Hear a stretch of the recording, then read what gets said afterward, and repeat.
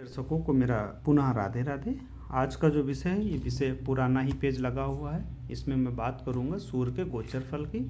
पिछले समय हमने बताया था लगभग दिनांक किस किस दिन में किस राशि में सूर्य का गोचर होगा। फिर हमने बताया था आपको कि तीसरे भाव में जब चंद्रमा से तीसरे भाव में सूर्य का गोचर होता है तब वो क्या लाभ देते हैं। उसको मैं 2 सेकंड में पुनः रिवाइज कर देता हूँ, इसके बाद हम आगे चलता हूँ। चंद्रमा से सूर्य जब तीसरे भाव में जाते हैं या लग्न से जब सूर्य तीसरे भाव में जाते हैं, यहाँ पे थोड़ा सा डिफरेंस भी मैं बता दूं। चंद्रमा और लग्न में डिफरेंस क्या होता है, चंद्रमा और लग्न में थोड़ा अंतर होता है। यदि चंद्रमा बली है तो ये फल देगा, यदि लग्न बली है तो लग्न से तीसरे भाव को मान लो, इससे भी तीसरे देख लो और इससे भी तीसरे देख लो, लग्न से तीसरे और चंद्रमा से तीसरे। ठीक है, जिसका फल अच्छा मैच करे वो आगे फलित करने लग जाओ। तो चंद्रमा से तीसरे जब राहु सॉरी क्षमा चाहूँगा, सूर्य भगवान जाएंगे तब क्या फल देंगे, रोग से मुक्ति दिलाएंगे, सुख चैन में वृद्धि करेंगे। आपका यदि पदोन्नति का कोई केस लगा हुआ या पदोन्नति होने का अवसर मिल रहा है तो दशा सपोर्ट कर रही तो आपकी पदोन्नति होती है। मित्र एवं सज्जनों से मुलाकात होती है, धन लाभ मिलता है, राज्य अधिकारियों से मेलजोल होता है, मुलाकात होती है, पुत्रों तथा मित्रों से धन लाभ का होता है तथा समाज में सम्मान मिलता है। अब यदि देखिए चंद्रमा से आपका तीसरे सूर्य चल रहा है और उस समय आपके यहाँ कोई निकाय का प्रधानी का या कोई पार्षद का विधायक का चुनाव लगा हुआ है तो जीतने की बहुत अधिक संभावना हो जाती है। बशर्ते इतना कह देने से कि जीत जाओगे कह देना थोड़ा सा मूर्खतापूर्ण का बात होगा। यदि वेद नहीं है, वो यहाँ पे तीसरे भाव में कोई पापी मेलेफिक प्लेनेट नहीं बैठा है तो लाभ देगा, अन्यथा आप सीधे बोल दो किसी अन्य ग्रह का सपोर्ट ना मिल रहा हो और हमने बोल दिया हाँ वेद नहीं है, कोई मेलेफिक प्लेनेट नहीं बैठा है तो जीत जाएगा। ठीक है, कंडीशन बहुत होती है, पहले हम सरल रूल्स की बात करते हैं। इसलिए कुछ लोग कहते हैं कि कुंडली देखना बड़ा कठिन हो जाता, कठिन नहीं होता, अनुभव से विषय आ जाता है।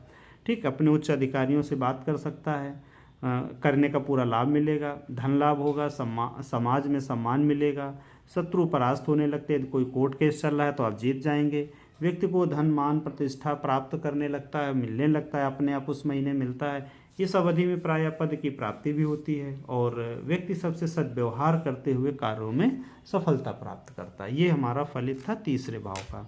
अब हम बात करेंगे छठे भाव का। क्या बोला था, 3, 6, 10, 11 भाव में चंद्र सूर्य का गोचर 3, 6, 10, 11 भाव में लाभ देता है। अब हम छठे भाव में बात करते हैं सूर्य के गोचर की। एक तो यहाँ ये हुआ छठा भाव, लेकिन अब हमने उदाहरण के तौर पे हमने यहाँ पे आपकी कन्या को राशि बना दिया था, अब हम राशि मेष बना लेते हैं। ठीक है, मेष राशि से चंद्रमा छठे हो गए, लग्न से भी छठे हो गया। जिनकी लग्न एवं राशि एक ही होती है उनमें गोचर फल बहुत अधिक फलित होते हैं। मैंने ऐसा अपने जीवन में अनुभव में देखा है। मान लीजिए किसी की मेष राशि और मेष ही लग्न है तो उसके में जो भी गोचर आएगा बहुत अच्छा फलित होता है। दिन तक का, सेकंड तक का, मिनट तक का, कहने का मतलब मेरा बहुत बारीक से जाने तक का उसका फलित मिल जाता है। चलिए अब हम बात करते हैं छठे भाव में।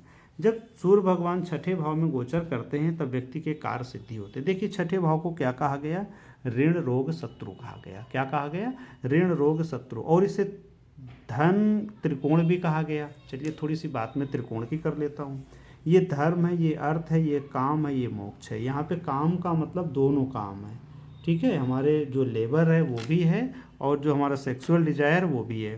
ठीक है, ये धन है, कौन सा, सेफ सुरक्षित बैंक बैलेंस है, बैंक में जमा धन है। ठीक है, ये हमारा धर्म है। कहते हैं धर्म पर आरूढ़ होकर जब हम कार्य करते हैं तो मुक्ति की प्राप्ति होती है, सुकून मिलता है और धन की वृद्धि होती है, यश कीर्ति फैलती है। चौथे को मोक्ष कहा गया, मोक्ष मुक्ति। फिर ये आ गया धर्म, फिर ये आ गया अर्थ, फिर ये आ गया काम और अष्टम मोक्ष आ गया। फिर ये धर्म, अर्थ, काम, मोक्ष। देखिए 3 त्रिकोण मोक्ष के हैं, 3 त्रिकोण काम के हैं, 3 त्रिकोण अर्थ के हैं, 3 त्रिकोण धर्म के हैं। तो 1, 5, 9 आपका धर्म है, 2, 6, 10 आपका अर्थ है, 3, 6, 11 आपका काम है,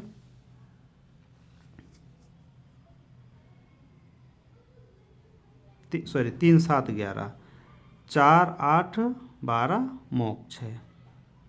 ठीक,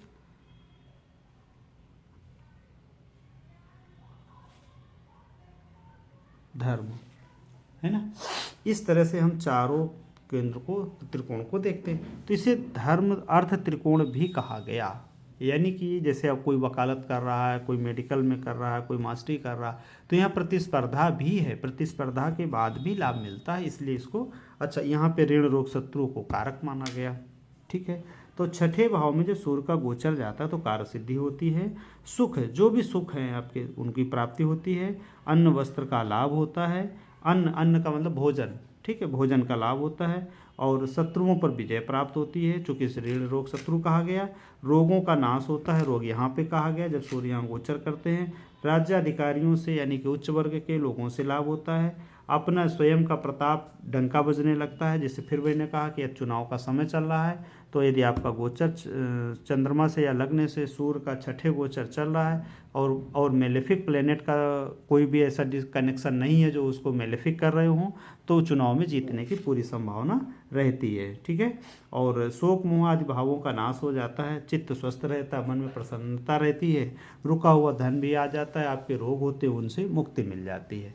अब छठे भाव को हमने समझा। अब अगली क्लास में हम आपको बताएंगे 10वां और 11वें भाव का लाभ सूर्य में गोचर का। ठीक है। सभी लोग समझे, देखें, जाने।